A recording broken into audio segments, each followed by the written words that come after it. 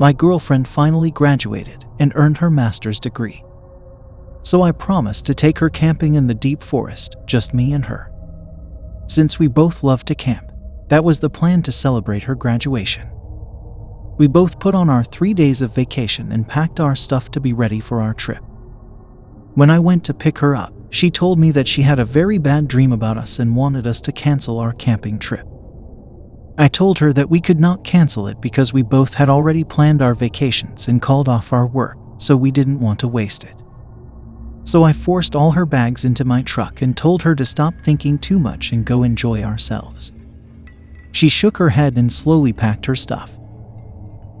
We drove for 5 hours, and to get to our camping spot, it'll take another hour on the dirt road to get there. The dirt road is in very bad condition and very deep, so only a 4-wheel drive car could make it there. We finally reach our camping spot. She asked me if I could smell something rotten. I told her maybe small animals have died around here and told her it's no big deal. When I was setting up the tent, I saw my girlfriend Wendy putting a big scary smile on her face and kind of whispering to herself while she was cooking us dinner. I thought to myself that maybe she was just happy to spend time with me alone, but something inside of me had a creepy feeling about her. After finishing setting up, I went to tell her that I was going for a little hunt around our spot here to see if I could get any birds or squirrels for dinner. So she shook her head, but the weird thing is that she is still putting a big smile on her face, and this time with her teeth showing, but I just shrugged it off. I grabbed my rifle, and off I went around our camping spot. As I walk around 30 feet away from our spot, I suddenly see a squirrel, and as soon as I aim my rifle at it, the squirrel runs up and climbs onto a tree. I quickly aim at the tree and use my scope to see where the squirrel went. But to my horror, when I look through the scope, I see my girlfriend sitting on a branch high up on the tree, just smiling at me.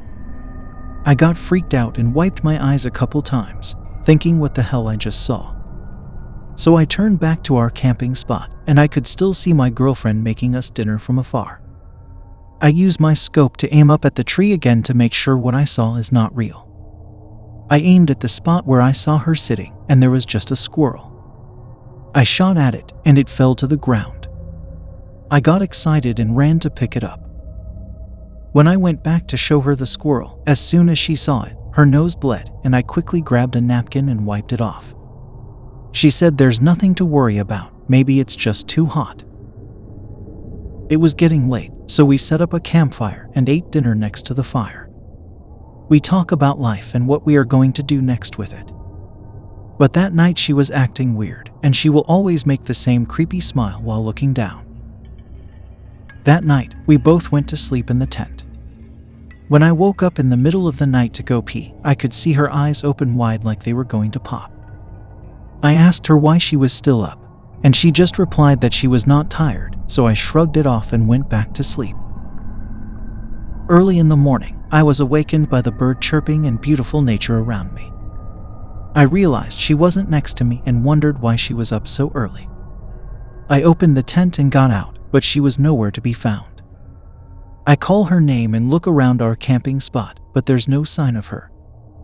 Maybe she went for a hike, thinking to myself. So I made some coffee and just sat and stared at the forest, waiting for her to appear. 3 hours later, there is still no sign of her. Our camping spot has no phone service, so we couldn't call each other. I am getting worried and starting to go into panic mode. I ran into the deep forest with my rifle and looked for her the whole day, but sadly, she was nowhere to be found. It is starting to get dark again, so I went back to our camping spot, grabbed my car key, and started driving onto the dirt road to look for her. By now, it's very dark, and the only thing I can see is the headlight in front of me. I opened all my windows while driving, screaming her name and hoping she'd pop out. All of a sudden, I saw someone or something sleeping on the road. I got out of the car to check if it was my girlfriend, and when I got close to it, it was a person wearing Hmong traditional clothing who was lying on the ground facing the other direction. I got scared by the Hmong clothes and was about to hop back in my car and take off, but I thought to myself that I should at least check if it was my girlfriend. I then moved that person with my legs to see the face, and to my horror, it was my girlfriend. I carried her to the car and sped out of the dark forest as fast as I could. When I turned to look at my girlfriend, she was just sitting up with her eyes wide open and a creepy smile. She won't reply or answer any of my questions. Thinking back, I don't even remember her bringing any Hmong clothes with her. I took her straight to the hospital and stayed with her till the morning. The next day, I went back home to shower, and when I came back to visit her at the hospital, she was as pale as a ghost. I slowly approached her and touched her head. She looked very sick, and when she noticed that it was me, her tears fell. I bent down on my knees and slowly asked her what happened that night, but she just said it was better if I didn't know. She then told me that before going camping, she already had a dream. In the dream, she dreamed that she went for a walk in the forest and climbed up onto a tree to sit on one of the branches, and when she looked down to the ground, she saw me walking toward her with my rifle. She said in her dream, I slowly aimed my rifle at her and shot her, and she fell to the ground. The next day I came to visit her, and she had passed away from an unknown sickness. To this day, I'm still wondering about the squirrel I shot at our camping spot. I still have many questions about what happened that night in the forest with her.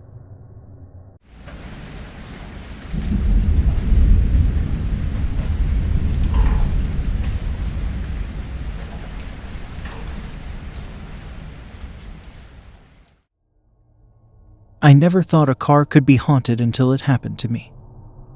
A couple of years ago, I hit a rough patch in life and became homeless. I did not have anyone to depend on, so when I became homeless, I just lived a life of wandering around and picking up cans. It was the roughest part of my life. During one particularly cold night, as I was wandering around looking for a place to sleep, I looked up and could tell that it was going to rain soon. I had to find a place to hide quickly. I was kind of at the edge of the city, so there really wasn't a good place to sleep through the night.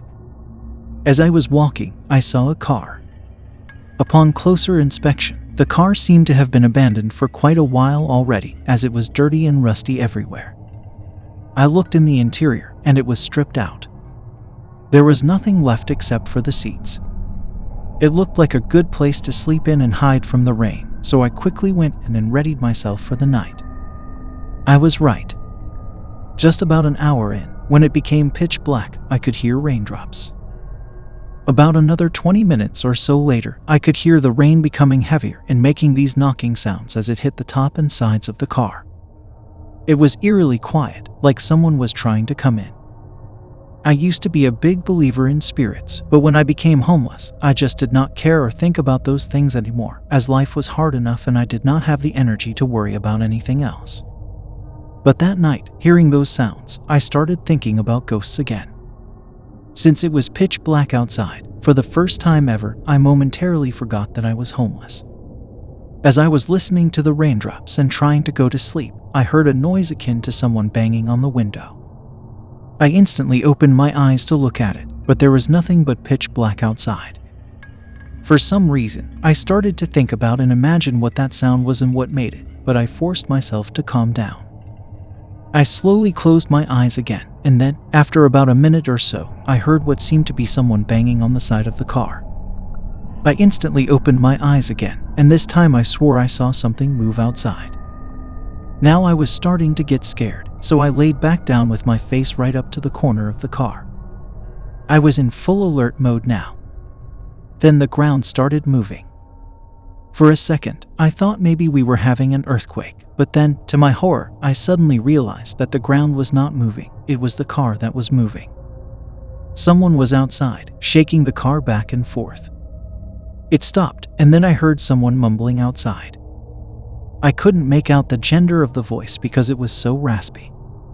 Then I heard a weird sound. It was a sound I hadn't heard for a long time. It was the sound of the car's wiper moving back and forth on the windshield. It shouldn't have been possible because the car had been dead for a long time. I slowly turned my body to look at the windshield, and then I saw it. Someone or something was on top of the windshield, looking directly at me. What I thought was the sound of the wiper was actually its very long tongue, moving back and forth across the windshield so it could see me a bit better. I could tell that it had very long hair and it was soaking wet. When I look at its face, it almost gives me a heart attack. The right side of the face was smashed beyond recognition. An eye was hanging low, almost touching the car. The moment it felt me looking at it, it started to bang out the hood of the car while wiping the glass. I then heard it clearly. A voice was coming from deep within me, asking me to let it in. It was then that I had enough. Something just snapped within me. I opened the car door and just shouted with all my voice to tell it to leave me alone. If not, then just come in and try to take me with you, but I told it that I would not go without a fight. I was homeless already, and I was not about to let any more distress come into my life. I kept shouting and shouting, and then it became dead silence. After my vision became clear, I looked everywhere, but I couldn't see anything. I went up to the spot where the ghost was, and when I couldn't see it anymore, I just started banging on the car, thinking of my current life. Something deep within me just fired up. I had a newfound passion to change this damn life of mine. From then on, I gradually but steadily improved myself and returned to society. Now, in the current time, I have a job and a real place to live. I'm not sure what happened, but all I know is that it was thanks to that situation that allowed me to finally wake up and do something about my life.